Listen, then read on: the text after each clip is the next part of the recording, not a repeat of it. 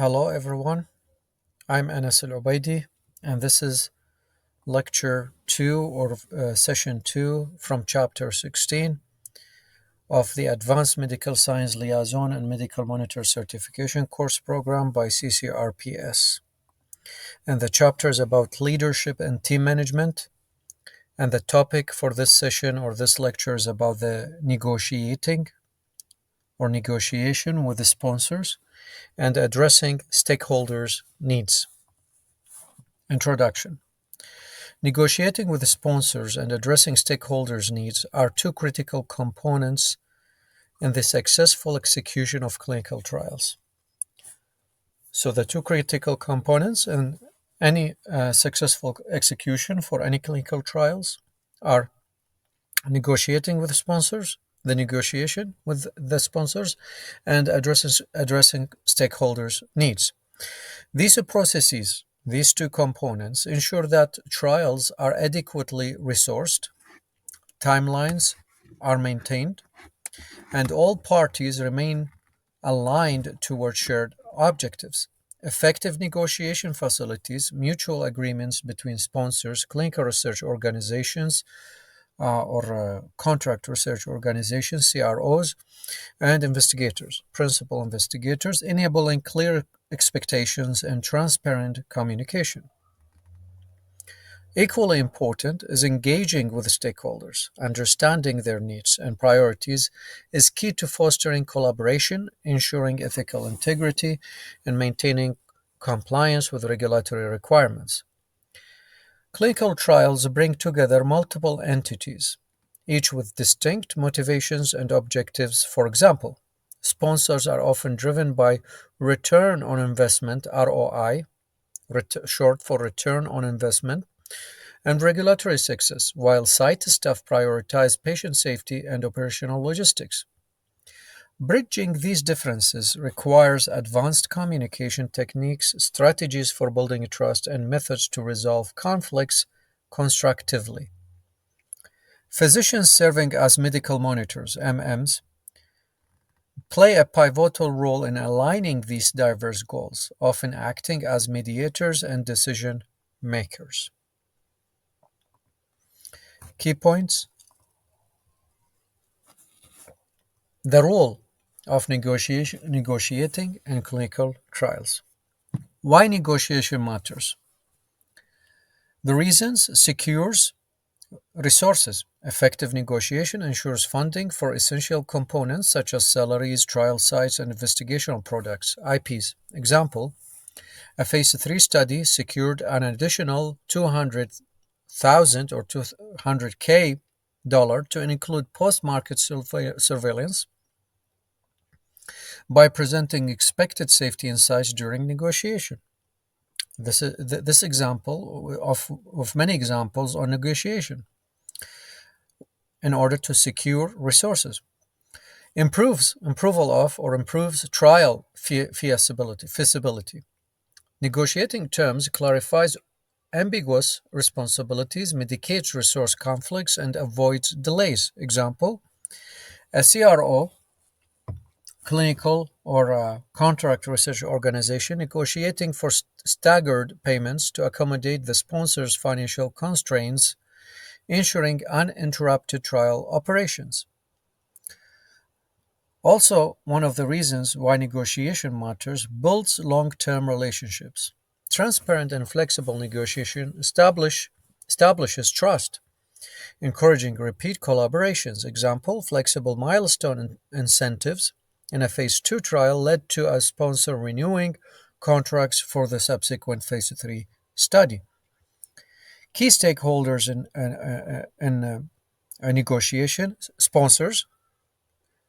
One of the key stakeholders provide financial backing and evaluate trial ROA, return on investment. CROs, the clinical or contract research organizations responsible for operationalizing the trial and meeting deliverables. Investigators and site staff, principal investigators and the site staff as well, manage patient interaction, data collection, and protocol adherence at trial. sites.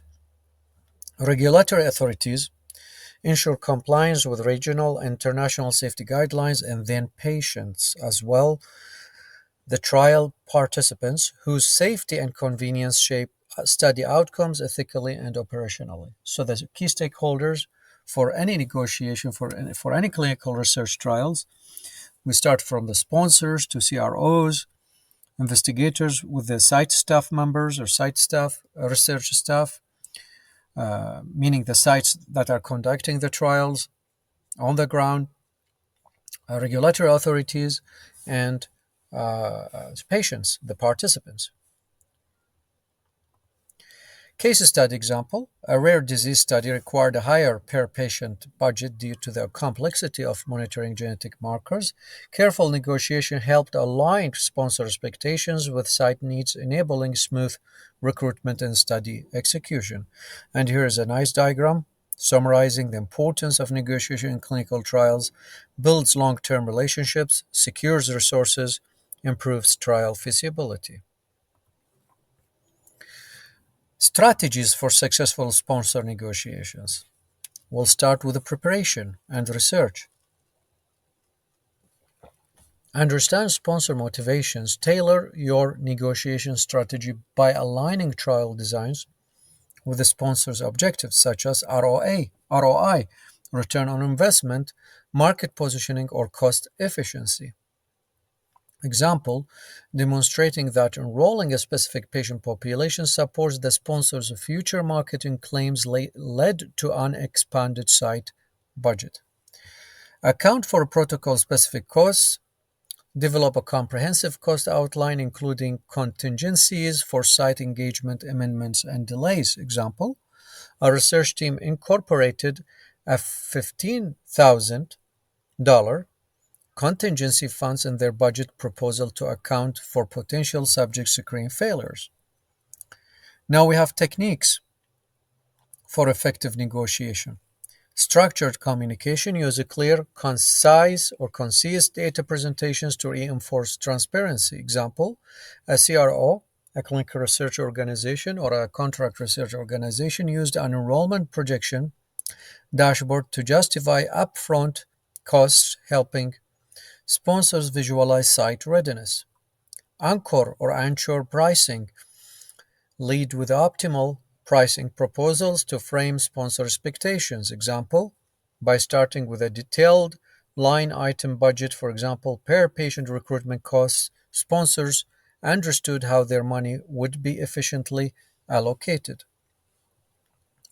Then we have create flexible proposals, encourage win-win scenarios through incentive based payments or timeline flexibility. Example, introducing milestone payments for recruitment success incentivized site engagement without compromising quality. Metrics to leverage in negotiation.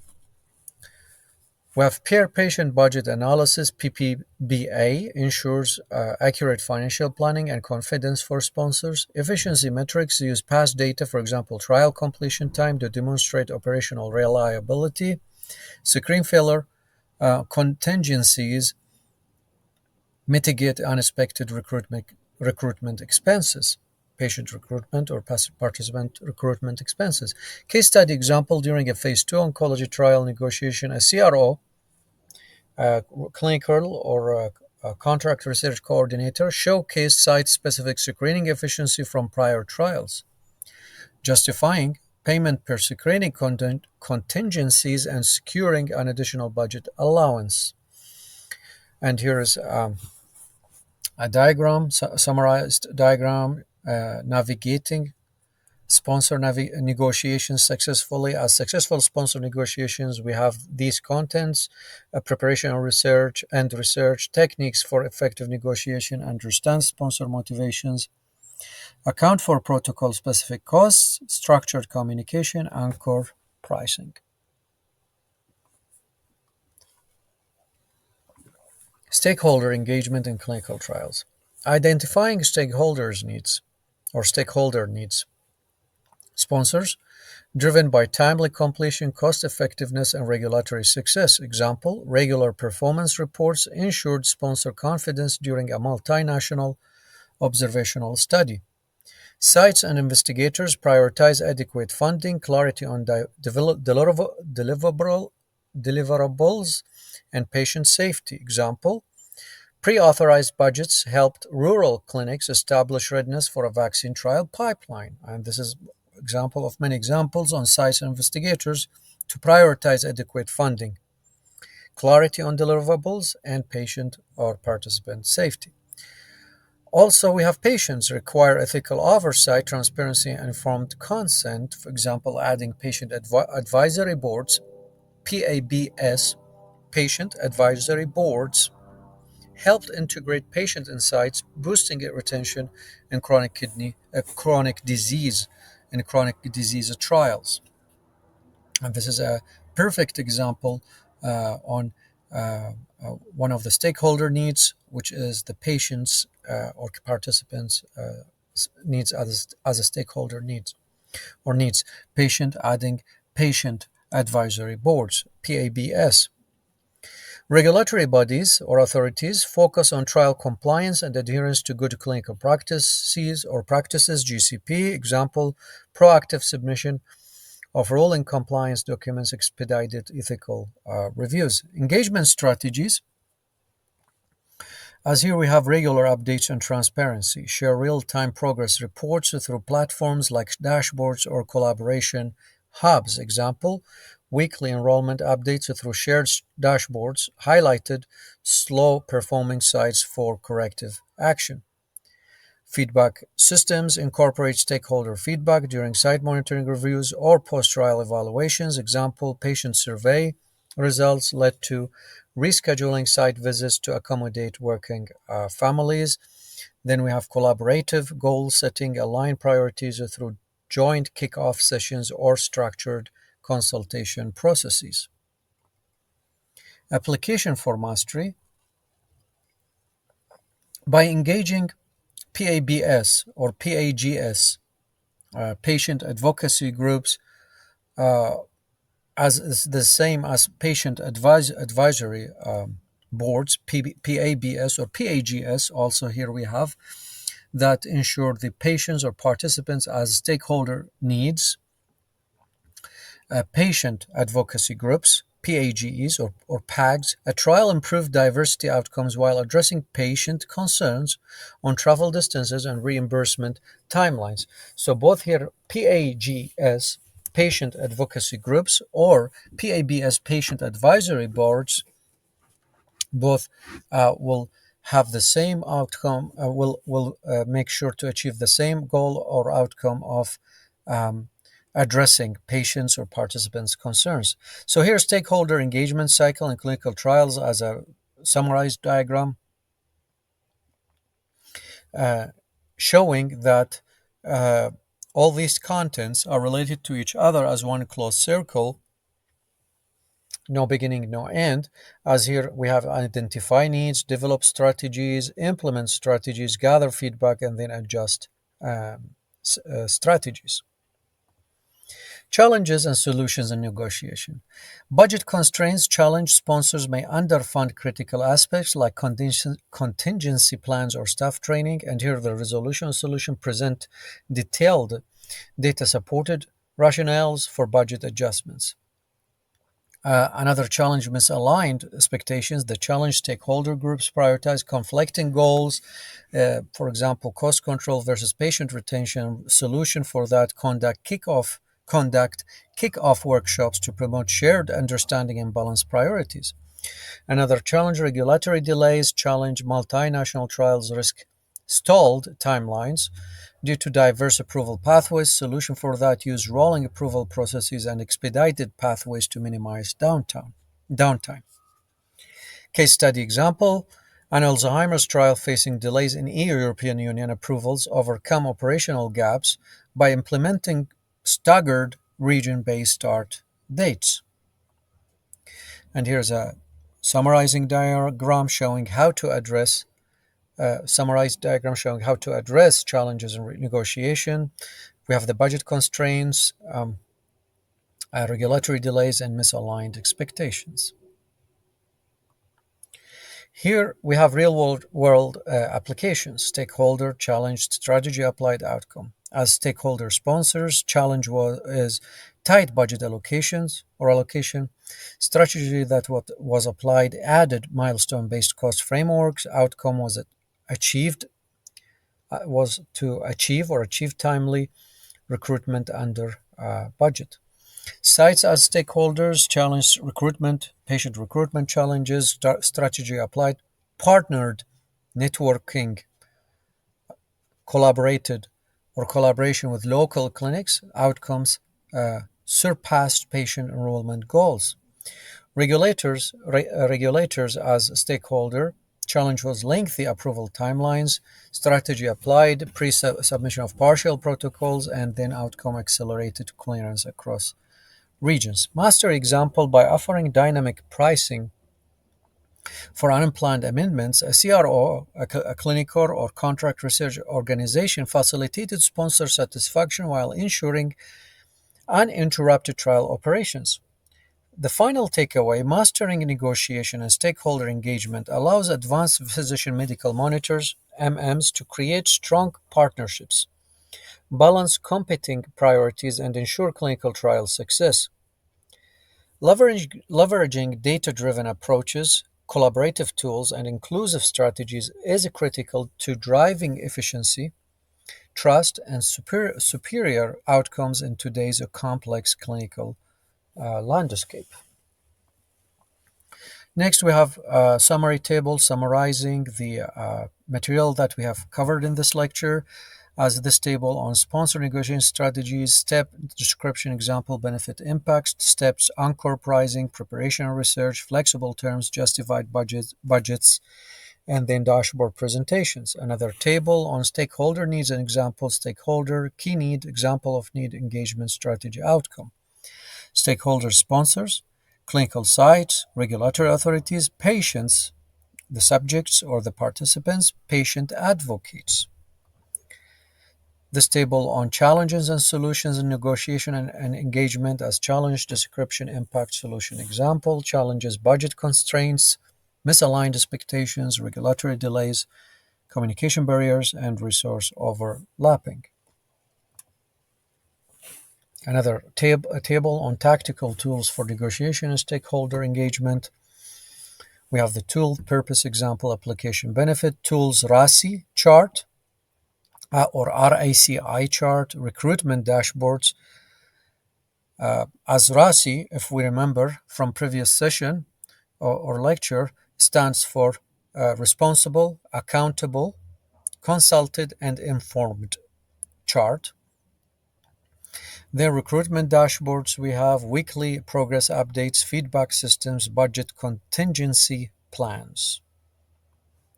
Another table on lessons learned from the case studies as case study, challenge, approach, outcome, scalability. The case studies are vaccine rollout trial, Alzheimer's disease, immunotherapy, multinational, oncology research, CRO, rare genetic disorder trial. Application table, scenario, for each scenario, key principle applied, key actions, timeline, what to watch out for. As scenarios, negotiating budget with sponsors, securing resources for rare disease studies, collaborating with local advocacy groups, adjusting timelines due to regulatory delays, reducing recruitment barriers in rural sites, resolving misaligned incentives between teams, addressing underfunding in contingency budgets, improving communication channels during trials. Continuing with scenarios, managing delayed payment concerns from sponsors, and then ensuring participant-centric or patient-centric approaches. We will revise now through some or few multiple choice questions, MCQs. Question 1, what is one key role of negotiation in clinical trials? Is it A, to eliminate the need for stakeholder meetings? Is it to B, to secure resources and define responsibilities? C, to increase trial timelines for deeper analysis, or D, to prevent the involvement of multiple sites? So it is definitely B. The one key role of negotiation and clinical trials to secure resources and define or determine or clarify the responsibilities. So B is the answer. Negotiation ensures funding, clarifies ambiguous terms, and establishes rules, making clinical trials more feasible and organized. Question 2. Which stakeholder primarily focuses on ensuring compliance with laws and guidelines? Is it A, clinical research organizations, CROs, or B, investigators and site staff, or C, regulatory authorities, or D, sponsors? So focus is ensuring compliance with laws, with regulations, with guidelines. Definitely it's C, regulatory authorities, as and to ensure compliance with regulatory needs, regulatory standards. So regulatory authorities, C is the answer. So regulatory authorities oversee compliance with legal and ethical guidelines to ensure that clinical trials adhere to required standards.